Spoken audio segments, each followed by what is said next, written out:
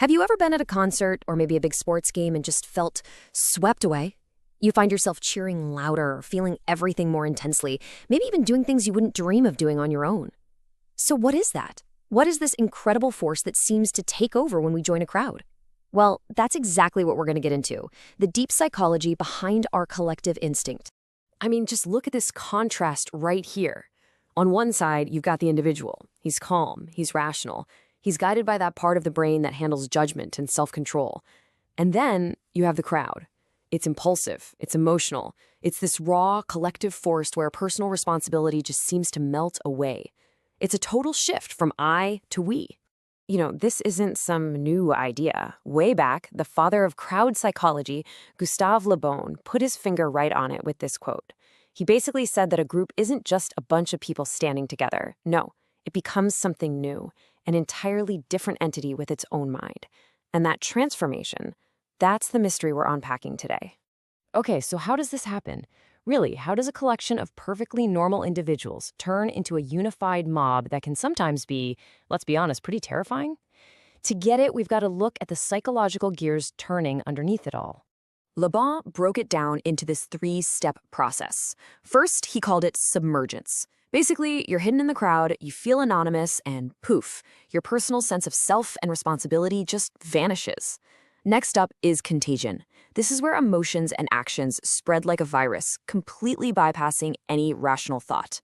And finally, suggestion, where you become incredibly open to the group's impulses, almost like you're in a trance. Modern psychology has a word for this whole experience: deindividuation. The best way to think about it, it's like putting on a mask. When we put on the psychological mask of the crowd, our normal filters, our inhibitions, they can just fall away completely. And here's the recipe for it. You take a big dose of anonymity. Nobody knows who I am. You mix in a heavy pour of diffusion of responsibility. Hey, I'm not the only one doing it. And then you add this sensory overload of a chanting, moving, roaring crowd. What you get is the perfect storm for losing your individual self-control. But wait, it's not just about losing control. There's this other massive force at play, and that's conformity. We are desperate to fit in. Take the famous Osh experiment. A person was asked a super simple question: which line on the right matches the one on the left? The answer is so obviously C, right? But what if you're in a room full of people who are all confidently saying the answer is B? Well, the result was absolutely mind-blowing. 75% of the people in the experiment knowingly gave the wrong answer at least once just to avoid sticking out. That's how incredibly powerful the pressure to just go along with the group really is. We are hardwired to want to belong.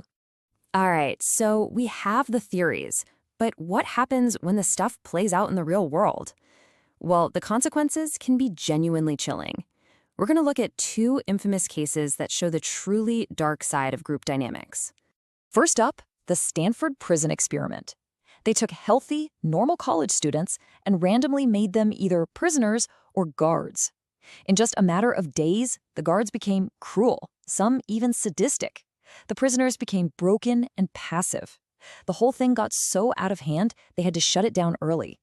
It's a terrifying showcase of how a situation and a role can completely overwhelm who we think we are. And then you have the bystander effect. This was tragically highlighted by the murder of Kitty Genovese, where dozens of people apparently heard her screams, but nobody stepped in until it was too late. And the reason why? It's that same diffusion of responsibility we talked about. When everybody's watching, nobody feels like it's their job to be the one to act. The responsibility gets diluted across the whole crowd. So we've seen how our minds can get twisted and turned by a crowd. But the bigger question is, why? Why are we so vulnerable to this stuff in the first place? Well, it turns out the answer is basically written into our DNA. Our brains are, at their core, social organs. The amygdala is always scanning for social cues, while the prefrontal cortex, our impulse control center, can actually power down when we're in a crowd. Think about it. For our ancestors, getting kicked out of the tribe was a death sentence. So our brains evolved to treat social rejection like it's actual physical pain. And it gets even crazier. When we do things together as a group, like chanting, singing, or even just moving in sync, our bodies flood us with this amazing cocktail of chemicals. We get oxytocin, the bonding hormone that makes us feel connected. We get a hit of dopamine for agreeing with everyone else. It literally chemically feels good to belong. Okay, so it seems pretty clear, right? We lose ourselves in a crowd. We become these mindless drones. But what if that's not the whole story? What if we aren't losing our identity at all? What if we're just shifting it? This brings up a really interesting question. Does the crowd create new behaviors in us? Or do crowds just act like magnets, pulling together people who were already kind of looking for an excuse to act a certain way? That's the central idea behind something called convergence theory. There was a more modern idea called the side model, and it suggests that when you're anonymous in a crowd, you don't actually lose your identity. You just switch it out. You switch from your personal identity to a social one. You stop asking, what would I do? And you start asking, what would a member of this group do? And check out the proof for this. In one incredible study, anonymous subjects dressed up in outfits that looked like KKK robes, and they became more aggressive, delivering stronger electric shocks. But, and this is the amazing part, when another group was dressed in nurses' uniforms, they became more caring and gave weaker shocks. The takeaway is huge. We're not mindless zombies. We are hyper-aware and responsive to the identity of the group we've chosen to join.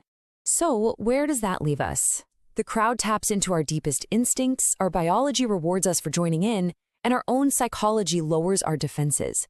It offers us this incredible feeling of safety and belonging, but the cost, so often, is our own individual sense of self. And the only real defense we have against getting swept away is to understand how it all works. In today's world, with everything from online mobs to political rallies, the challenge of being part of a group without losing yourself completely has never been more real. It really leaves us with one last big question to think about. In the groups you belong to, are you consciously choosing your role, or is the crowd choosing it for you? If you enjoyed diving into topics like this, make sure to subscribe so you can stay up to date on future videos.